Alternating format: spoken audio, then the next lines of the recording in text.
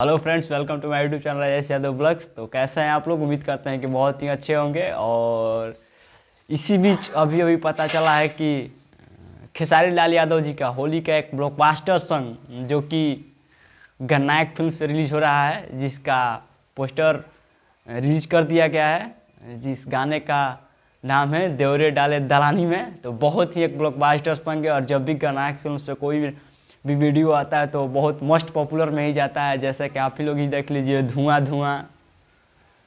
बहुत ही ऐसे हैं जिसके निर्माता है मेरे बड़े भैया सोनू कुमार जी, और उसको अपने कलम के जादू से बिखेर दिए हैं पवन पांडे जी, और म्यूजिक दिए हैं दीपक दिलकश जी। तो हम बहुत ही अच्छा और ब्लॉकबस्टर सॉन्ग है जो कि कल यानी 4 फरवरी को 6:15 पे गन्नायक फिल्म पे रिलीज हो रहा है। तो उम्मीद करते हैं कि बहुत ही प्यार देना है, यानी कल एकदम रेडी रहना है 6:15 में। इतना प्यार देना है, इतना प्यार देना है, डायरेक्ट ट्रेंडिंग में ही आ जाए। जिस गाने का नाम है देवरे डाले दलानी में, कल 4 बजे, भूलिएगा नहीं, 6:15 पे।